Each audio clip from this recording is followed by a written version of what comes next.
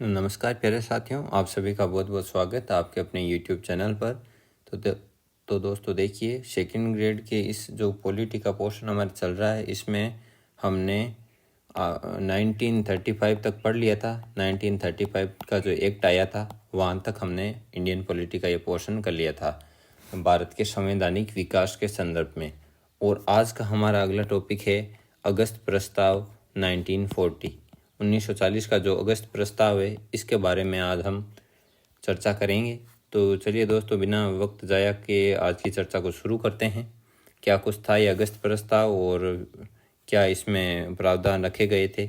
कांग्रेस मंत्रिमंडल के त्यागपत्र। अब जैसा मैं आपको भूमिका बता देता हूँ कि जो 1935 का ये जो एक्ट आया था और उसमें कुछ प्रावधान थे, और इसमें आपको पता है कि जो चुनाव हुए थे उसमें 8 विधानमंडलों से क्या हुआ था, कांग्रेस ने इस्तीफा दे दिया था। कांग्रेस ने इस्तीफा क्यों दिया था? पहली इनकी मांग थी कि इनकी मर्जी के बिना ही भारत को द्वितीय विश्व युद्ध में धकेल दिया गया था, और दूसरी इनकी ये मांग थी कि द्वितीय विश्व युद्ध के बाद भारत को एक स्वतंत्र मतलब कि देश का स्वतंत्र कर दिया जाए इस शासन से, ब्रिटिश शासन से। तो इन दोनों मांगों को ठुकरा दिया गया था। तो इसी वजह से इन्होंने, कांग्रेस ने 8 प्रांतों से क्या किया था, उनके विधानमंडलों से त्यागपत्र दे दिया था। तो उसके बाद क्या कुछ हुआ था उस पर चर्चा करेंगे। कांग्रेस मंत्रिमंडल के त्यागपत्र से उत्पन्न संवैधानिक संकट तथा युद्ध में भारत के सहयोगी के तौर पर आवश्यकतावश ब्रिटिश सरकार ने लॉर्ड लिनलिथ, ये एक इम्पोर्टेंट नाम है जो बार बार सामने आएगा, लॉर्ड लिनलिथ के माध्यम से 8 अगस्त 1940 को एक प्रस्ताव प्रस्तुत किया गया जिसे अगस्त प्रस्ताव कहा जाता है। इसका नाम अगस्त प्रस्ताव केवल और केवल इसलिए पड़ा क्योंकि ये अगस्त में प्रस्तावित था और अन्य कोई रीज़न नहीं है। 8 अगस्त 1940 को यह प्रस्ताव प्रस्तुत किया गया था। क्या कहा गया था इसमें, ये देखिए। इसमें कहा गया कि भारत का जो संविधान बनाना भारतीयों का अपना अधिकार है। ये चिकनी चुपड़ी बातें यहाँ पे इसलिए की गई थी दोस्तों, क्योंकि यहाँ पर एक चीज़ समझने वाली है कि जब सेकेंड वर्ल्ड वॉर स्टार्ट हुआ था तो ब्रिटेन को क्या हुआ था कि सहयोगी के तौर पर भारत की आवश्यकता थी, भारतीय सैनिकों की। तो अब ऐसे तो भाई वहाँ पे मरने के लिए कौन जाए सेकेंड वर्ल्ड वॉर में, द्वितीय विश्व युद्ध में। तो इन्होंने इस प्रकार का प्रस्ताव रखा कि भाई ये जो संविधान है ये तो भारतीयों का ही अधिकार है, खुद के लिए तो ये खुद ही संविधान बनाएगा, कोई दूसरा थोड़ी बनाएगा। तो इन्होंने कहा कि द्वितीय विश्व युद्ध समाप्त होते ही ये खुद आप अपना संविधान बना लेना और शासन करना खुद ही। तो इस प्रकार इसलिए ये प्रस्ताव लाया गया था। मेन बात यही थी कि उनको युद्ध के लिए भारत की सहायता चाहिए थी। युद्ध की समाप्ति पर भारत में औपनिवेशिक स्वराज्य स्थापित किया जाएगा। ये क्या टर्म है औपनिवेशिक स्वराज्य? तो मैंने आपको पहले ही बता दिया था। औपनिवेशिक स्वराज्य मतलब कि डोमेनियन स्टेट, आप इसको बोल सकते हो, डोमेनियन स्टेट। और ये क्या होता है मैंने आपको बता दिया था कि इसका जो केवल संवैधानिक प्रमुख है वो भले ही ब्रिटिश सम्राट हो सकता हो, लेकिन आंतरिक रूप से जो यहाँ पर एक स्वतंत्र सरकार होनी चाहिए, एक ऐसी स्वतंत्र सरकार जो कि खुद के लिए क्या कर सके, फैसले ले सके। इस प्रकार की एक सरकार होनी चाहिए जिसे बोलते हैं हम डोमेनियन स्टेट या औपनिवेशिक स्वराज्य। ठीक है, तो इसलिए यहाँ पर बोला गया कि युद्ध की समाप्ति पर भारत में औपनिवेशिक स्वराज्य स्थापित किया जाएगा। किसमें? अगस्त प्रस्ताव में। यहाँ पे देखिए, कांग्रेस और मुस्लिम लीग दोनों इस प्रस्ताव से असंतुष्ट थे। दोनों ने बोला कि ये बात तो चलने वाली नहीं है। आगे क्या हुआ था?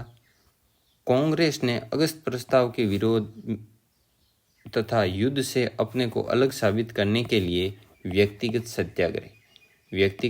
सत्याग्रह किया। अब देखिए दोस्तों, नाम से पता है व्यक्तिगत सत्याग्रह से क्या मतलब है। व्यक्तिगत सत्याग्रह एक तो सामूहिक रूप से होता है कि बहुत सारे लोग इकट्ठा हो गए, अब वो सत्याग्रह कर रहे हैं पर्टिकुलर किसी मांग को लेकर। लेकिन व्यक्तिगत सत्याग्रह मतलब कि वो एक पर्टिकुलर कोई आदमी है, वो जाके वहाँ पर सत्याग्रह कर रहा है, आंदोलन कर रहा है, इसको बोलते हैं व्यक्तिगत सत्याग्रह। तो कांग्रेस और ये मुस्लिम लीग दोनों ही असहमत थे, लेकिन कांग्रेस ने क्या किया इसके विरोध में और द्वितीय विश्व युद्ध से खुद को अलग साबित करने के लिए व्यक्तिगत सत्याग्रह प्रारंभ किया।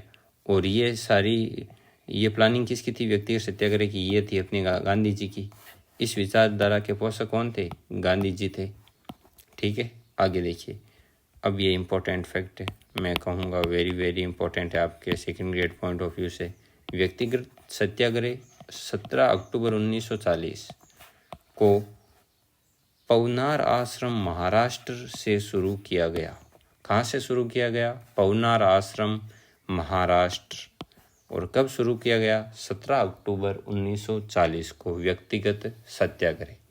तो ये जो नाम है पवनार आश्रम महाराष्ट्र, ये आपको खोपड़ी में फिट रखना है। यहाँ से व्यक्तिगत सत्याग्रह की शुरुआत हुई थी। और मैंने आपको बोला था व्यक्तिगत सत्याग्रह मतलब कि नाम से स्पष्ट है, पर्टिकुलर एक आदमी किसी मांग को लेकर सत्याग्रह करता है। तो प्रथम सत्याग्रह कौन थे इस कड़ी में? वो थे आपके आचार्य विनोबा भावे। और दूसरे सत्याग्रह थे पंडित जवाहरलाल नेहरू। तो ये दोनों ही टर्म आपको स्टेटमेंट याद रखने हैं। तो क्रिप्स प्रस्ताव आ गया, दोनों ही कांग्रेस वगैरह ये असंतुष्ट हो गए और सत्याग्रह वगैरह करना शुरू कर दिया कांग्रेस वालों ने। तो अब आगे क्या आया? आगे उन्होंने भेजा क्रिप्स मिशन। वो था 1942 का क्रिप्स मिशन। और क्या कुछ रही इसकी कहानी, ये देख लेते हैं। और काफ़ी ज़्यादा महत्वपूर्ण है हमारे एग्ज़ाम पॉइंट ऑफ व्यू से, क्योंकि 1-2 क्वेश्चन इससे आते रहते हैं। किससे? व्यक्तिगत सत्याग्रह से। ठीक है, आगे देखिए, सॉरी क्रिप्स मिशन से। Cripps mission 1942। विंस्टन चर्चिल तत्कालीन पीएम, उस समय के जो प्रधानमंत्री थे विंस्टन चर्चिल ने सर स्टैनफोर्ड, ये देखिए सर स्टैनफोर्ड क्रिप्स को भारतीय नेताओं से वार्ता हेतु 23 मार्च 1942 को भारत भेजा। 23 मार्च 1942 को विंस्टन चर्चिल, जो कि उस समय ब्रिटेन के प्रधानमंत्री थे, उन्होंने सर स्टैनफोर्ड क्रिप्स, और इन्हीं के नाम से ही इसका नाम क्रिप्स मिशन पड़ा। तो सर स्टैनफोर्ड क्रिप्स को भारतीय जो नेता थे सभी दलों के, अलग अलग दलों के, सभी पार्टियों के नेताओं से वार्ता करने के लिए 23 मार्च 1942 को भारत भेजा। और इन्हीं को क्या बोलते हैं? Cripps mission. ये कुछ प्रस्ताव लेके आए थे, आगे पढ़ेंगे। कांग्रेस की ओर से पंडित जवाहरलाल नेहरू तथा मौलाना आज़ाद को वार्ता के लिए भेजा गया। किन से वार्ता के लिए? सर स्टैनफोर्ड क्रिप्स से वार्ता के लिए कांग्रेस की ओर से पंडित जवाहरलाल नेहरू और मौलाना आज़ाद, ये 2 लोग गए थे। अब देखिए 30 मार्च 1942, 23 मार्च को भारत भेजा और 30 मार्च 1942 को प्रस्तुत क्रिप्स प्रस्ताव में कहा गया था। ये क्या प्रस्ताव लेकर आए थे वहाँ से?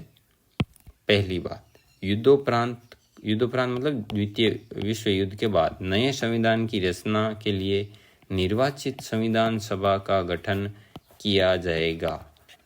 क्या बोला था? कि भारत में एक नया संविधान का निर्माण करेंगे और उसके लिए एक संविधान सभा होगी। और उसमें सदस्य कैसे होंगे? निर्वाचित होंगे। निर्वाचित सदस्य होंगे भारतीय, उनका निर्वाचन करेंगे और वो फिर आपके लिए संविधान बनाएंगे। दूसरी क्या थी इनकी? प्रांतों को संविधान को स्वीकार करने या अपने लिए अलग संविधान निर्माण की स्वतंत्रता होगी। देखिए अब ये कितनी इम्पोर्टेंट बात है। क्रिप्स मिशन क्या कहता है कि जो भारतीय प्रांत हैं वो क्या करेंगे? या तो संविधान को स्वीकार कर लेंगे संपूर्ण रूप से, मतलब कि वो संघ के अधीन आ जाएंगे, और या वो अपने लिए अलग से संविधान निर्माण भी कर सकते हैं, इसकी भी स्वतंत्रता होगी इसकी। मतलब सीधा सा ये है, इनके भारत के टुकड़े करने की यहाँ से ये बीज बोना शुरू कर रहे हैं। आप समझ सकते हो। मुस्लिम लीग को भारतीय संघ को स्वीकार करने अथवा न करने की स्वतंत्रता होगी। अगेन यहाँ पर देखो, ये भारत के टुकड़े करने की फिराक में है। ये आपको स्पष्ट रूप से समझ में आ रहा होगा। अभी देखिए भारत में बोल दे कि कोई भी राज्य वो अलग खुद के लिए अलग कानून बना ले, तो कल सुबह कोई 5-10 सीएम तो वैसे ही इकट्ठा हो जाएंगे कि नहीं हमारे लिए तो अलग कानून क्या है, एक अलग देश ही क्रिएट कर दो हमारे स्टेट को। तो फिर ऐसा नहीं है। लेकिन इन्होंने स्वतंत्रता दे दी। मुस्लिम लीग को भारतीय संघ को स्वीकार कर भी सकते हैं और न करने की भी स्वतंत्रता होगी। तो ये इनडायरेक्टली अंग्रेज खुद चाहते थे कि भाई भारत एक नहीं रहे, अखंड नहीं रहे, टुकड़े हो जाएं इसके। आगे देखिए चौथा प्रस्ताव क्या था क्रिप्स मिशन का? युद्ध के बाद एक ऐसा भारतीय संघ स्थापित किया जाएगा जिसे पूर्ण उपनिवेश का दर्जा प्राप्त होगा। उपनिवेश वही जो मैंने आपको बता दिया था, एक तरह से वो डोमिनियन स्टेट की तरह, तो इसका दर्जा प्राप्त होगा। और नंबर 5 पर नए संविधान के निर्माण तक भारत की रक्षा का दायित्व ब्रिटिश सरकार पर होगा। जब तक ये नए संविधान का निर्माण नहीं हो जाता तो हर प्रकार से ये इसका रक्षा का दायित्व कौन करेगा, मतलब कि शासन को कौन संभालेगा, ब्रिटिश सरकार। अब देखिए, कांग्रेस व मुस्लिम लीग दोनों ने इस प्रस्ताव को ठुकरा दिया।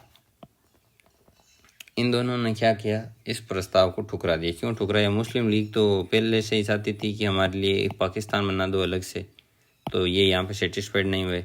और कांग्रेस के तो वही थी कि द्वितीय विश्व युद्ध से भारत को बाहर निकालो, और ये पता नहीं खोखली बातें करें कब तो विश्व युद्ध खत्म होगा और कब ये संविधान सभा का गठन करेंगे, कब संविधान बनेगा। तो इस प्रकार से ये यहाँ पे मामला डिसमिस हो गया, मतलब कि इनकी तालमेल बॉन्डिंग नहीं बन पाई। तो दोनों ने इस प्रस्ताव को ठुकरा दिया था। आगे देखिए, गांधी जी ने प्रस्ताव का बाद की तिथि का चेक, मतलब कि पोस्ट डेटेड चेक कहकर आलोचना की। इस प्रस्ताव की आलोचना की महात्मा गांधी ने पोस्ट डेटेड चेक कहकर, बाद की तिथि का चेक। ये किसने कहा था? महात्मा गांधी ने। किस संदर्भ में कहा था? क्रिप्स मिशन के संदर्भ में कहा था महात्मा गांधी ने। तो ये स्टेटमेंट बहुत बार आया हुआ है, 5 से 7 बार आया गया है आरपीएससी के एग्जाम में। तो पोस्ट डेटेड चेक ध्यान रखना है। क्रिप्स मिशन को कहा गया था महात्मा गांधी द्वारा बाद की तिथि का चेक। पंडित जवाहरलाल नेहरू ने भी इसके बारे में कुछ कहा था, वो भी पढ़ लेते हैं। नेहरू जी ने इस प्रस्ताव को टूटते हुए बैंक के नाम उत्तर दिनांकित, मतलब कि वही बाद का चेक का की संज्ञा दी थी, पोस्ट डेटेड चेक अपॉन ए क्रैशिंग बैंक। तो ये आपके नेहरू जी का कथन है। किसके लिए है? वही क्रिप्स मिशन के लिए है, ये ध्यान रखना है।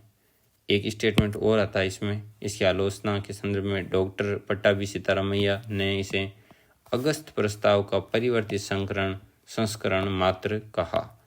इन्होंने बोला, डॉक्टर पट्टाभी सीतारामैया ने, कि ये ज़्यादा कुछ नहीं है, ये जो पहले अपना अगस्त प्रस्ताव आया था 1940 वाला, उसी का ही एक वो संशोधित रूप है, और इसमें नया कुछ नहीं है। तो फिर आता है आपका भारत छोड़ो आंदोलन। और भारत छोड़ो आंदोलन को हम एक ये मॉडर्न हिस्ट्री के अकॉर्डिंग नहीं पढ़ेंगे, ये इंडियन पॉलिटी के अकॉर्डिंग पढ़ेंगे। भारत के जो संवैधानिक विकास के संदर्भ में हम इसको पढ़ेंगे कि क्या कुछ हुआ था।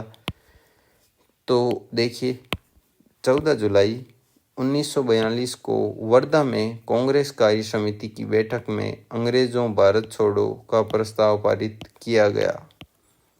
देखिए, सब ये इसमें जो एक एक वर्ड है बहुत इंपॉर्टेंट है। डेट 14 जुलाई 1942। कौन सा सम्मेलन?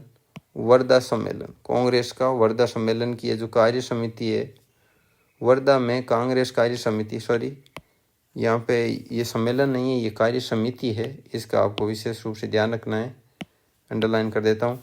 वर्धा में कांग्रेस कार्य समिति की बैठक में मतलब ये प्रस्ताव पारित किया गया था कि अंग्रेजों भारत छोड़ो। आगे देखिए, इस प्रस्ताव का अनुमोदन 8 अगस्त 1942 को अखिल भारतीय कांग्रेस कमेटी की मुंबई के प्रसिद्ध ग्वालियर टैंक मैदान पर मौलाना अबुल कलाम आज़ाद की अध्यक्षता में हुए अधिवेशन में किया गया। मतलब कि इस प्रस्ताव का अनुमोदन है, इसको मतलब कि फाइनली कब कर दिया गया था, वेरीफाइड अप्रूव कब कर दिया गया था? 8 अगस्त 1942 को अखिल भारतीय कांग्रेस कमेटी की ये जो मुंबई के प्रसिद्ध ग्वालियर टैंक मैदान पर मौलाना अबुल कलाम आज़ाद की अध्यक्षता में एक अधिवेशन हुआ था, उसमें इसको अप्रूव कर दिया गया था, अनुमोदित कर दिया गया था। अब देखिए, इसी सम्मेलन में गांधी जी ने करो या मरो का नारा, इसी सम्मेलन में गांधी जी ने करो या मरो, डू और डाई का नारा दिया था। ठीक है, किस सम्मेलन में? ये जो यहाँ पर हुआ था मुंबई के ग्वालियर टैंक में। ठीक है, इस आपको इस चीज़ का विशेष रूप से ध्यान में रखना है। आगे देखिए, इस अधिवेशन में अंग्रेजों भारत छोड़ो का प्रस्ताव पंडित जवाहरलाल नेहरू द्वारा प्रस्तावित किया गया था। अंग्रेजों भारत छोड़ो प्रस्ताव प्रस्तावित कर दिया गया था पंडित जवाहरलाल नेहरू द्वारा, जिसका सरदार वल्लभ भाई पटेल ने समर्थन किया था। ये वेरी इंपॉर्टेंट है, पूछा गया है। ठीक है, पहले आपको ध्यान में रखना है।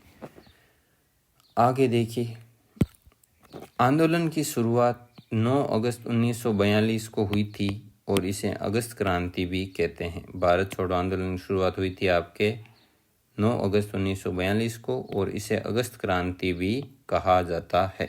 एक एक लाइन आपके लिए मैं रिपीट कर रहा हूँ, बहुत ज़्यादा इम्पोर्टेंट है। अब इतना घटनाक्रम हो गया, ये संवैधानिक एक उथल पुथल मची हुई है और ये कंट्रोवर्सी है। एक तो मुस्लिम लीग और कांग्रेस के वैसे वैचारिक मतभेद है बहुत ज़्यादा, ऊपर से ब्रिटिश सरकार के साथ हमारे भारतीय नेताओं की बिल्कुल ही वो टर्म्स नहीं बन रही।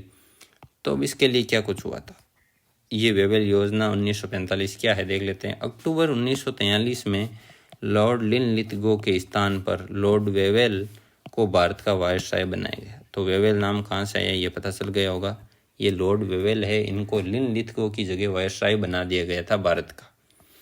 आगे क्या हुआ था, वेवेल ने भारत में संवैधानिक गतिरोध को दूर करने तथा अनुकूल वातावरण तैयार करने के लिए विस्तृत योजना 14 जून 1945 को प्रस्तुत की गई, जिसे वेवेल योजना कहा जाता है। वेवेल योजना क्या है, ज़्यादा कुछ नहीं है, वो सेम ही जैसे कि पहले क्रिस्प प्रस्ताव आए, अगस्त प्रस्ताव आए, उसी ने भी अपनी तरफ से कुछ बेहतरीन प्रयास करने का कोशिश किया वेवेल ने भी, और एक अपनी योजना कुछ प्रस्ताव लेकर भेजा। कब, 14 जून 1945 को, कि ये हमारी योजना, ये प्रस्ताव आपके सामने रखे गए थे, कि आप सहमत हो। क्या प्रस्ताव थे वो देखिए। केंद्र में नई कार्यकारिणी परिषद का गठन किया जाएगा। परिषद में वायसराय तथा सैन्य प्रमुख के अलावा सभी सदस्य भारतीय होंगे। उसने बोला कि केंद्र में एक ऐसी नई कार्यकारिणी का गठन होगा जिसमें एक तो वायसराय और एक सेना का जो प्रमुख है, उसके अलावा आपके सभी भारतीय होंगे। आप ही बोल रहे हो कि भारतीयों की भूमिका बढ़ाओ, तो ये लो भूमिका बढ़ा दी। दूसरा क्या प्रस्ताव रखा, कार्यकारिणी में मुस्लिम सदस्यों की संख्या हिंदुओं के बराबर होगी। तो ये हिंदू मुस्लिम को भी बराबर करने का इन्होंने प्लान बनाया कि इनको भी बराबर का दर्जा दिया जाए। ये नहीं हो कि हिंदुओं को ज़्यादा या मुसलमानों को ज़्यादा यहाँ पे दर्जा दे दिया गया था। गवर्नर जनरल बिना कारण वीटो शक्ति का प्रयोग नहीं करेगा। गवर्नर जनरल है वो किसी विशेष कारण होने पर ही अपनी वीटो शक्ति का प्रयोग कर पाएगा, अन्यथा वो अपनी वीटो पावर का प्रयोग नहीं कर पाएगा। इस प्रकार का प्रावधान था। द्वितीय विश्व युद्ध के पश्चात भारतीय स्वयं अपना संविधान बनाएंगे। ये तो बातें कब की चली आ रही है, भारतीय खुद अपना संविधान बना सकेंगे, इस प्रकार का अधिकार उनको देंगे। तो इसमें भी यही था वेवेल योजना में। भारत छोड़ो आंदोलन के दौरान निरुद्ध सभी नेताओं को रिहा कर दिया जाएगा। भारत छोड़ो आंदोलन जो हुआ था उसमें जो भी गिरफ्तार कर लिए गए नेता थे उनको एकदम बाइज्जत बरी कर दिया जाएगा, ये एक बड़ा पॉइंट था। शिमला में एक सर्वदलीय सम्मेलन बुलाया जाएगा। ये क्या है, वेवेल योजना में पहले बात बनती दिखी नहीं, तो ये एक अंतिम और महत्वपूर्ण पॉइंट रखा गया कि चलो शिमला में बात करेंगे बैठकर सभी लोग, अंग्रेज और जितने भी आपके मंत्री नेता है वो सभी। तो अब देखिए इसी से जुड़ा और महत्वपूर्ण आपका पॉइंट है शिमला सम्मेलन 1945। ये वेवेल योजना से ही संबंधित है, आपके पूर्ण थे।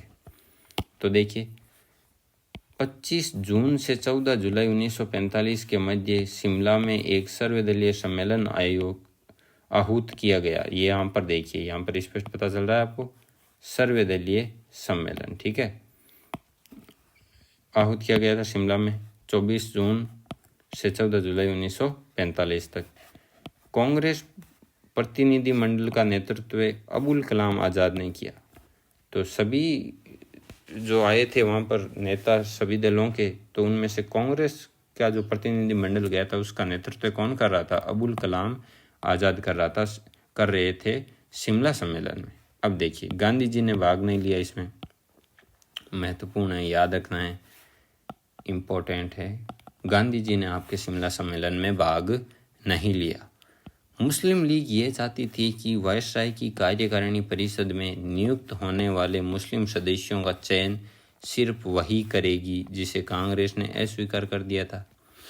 मुस्लिम लीग ये चाहती थी कि जो वायसराय की कार्यकारिणी है, जिन्होंने उनमें बोला था कि हिंदुओं और मुस्लिमों की संख्या बराबर रख देंगे, उसमें जो चयनित होने वाले, उसमें जो सदस्य शामिल होने वाले थे, उनका चयन केवल मुस्लिम लीग ही करेगी। लेकिन कांग्रेस को ये पसंद नहीं आया, तो मतभेद बरकरार रह गया कांग्रेस और इसमें भी, और वैसे भी ये संतुष्ट नहीं थे, कांग्रेस भी संतुष्ट नहीं थी इससे, वेवेल योजना से, और ये भी नहीं थे, मुस्लिम लीग भी। तो क्या हुआ, 14 जुलाई 1945, ठीक है, 14 जुलाई 1945 को वायसराय ने शिमला सम्मेलन असफल घोषित कर दिया कि ये भी सफल नहीं हो सका, ये योजना भी संतुष्ट नहीं कर पाई भारतीय नेताओं को। तो इस प्रकार से ये अगस्त प्रस्ताव था, भारत छोड़ो आंदोलन था, क्रिप्स मिशन और शिमला सम्मेलन, इनमें किन्हीं में से भी क्वेश्चन आ सकता है। सभी बहुत ही ज़्यादा महत्वपूर्ण है आपके सिलेबस में। तो उम्मीद करता हूँ वीडियो आपको पसंद आया होगा, और वीडियो पसंद आया तो इसे ज़्यादा से ज़्यादा लोगों तक शेयर कीजिए, वीडियो को लाइक कीजिए, चैनल को सब्सक्राइब कीजिए। और यदि आपको कोई भी क्वेरी हो पॉलिटी से रिलेटेड सेकंड ग्रेड में, तो आप इन नंबरों पर कांटेक्ट भी कर सकते हो। ऑलराइट, तो चलिए दोस्तों, मिलते हैं अगले वीडियो में। तब तक के लिए धन्यवाद। जय हिंद, जय भारत।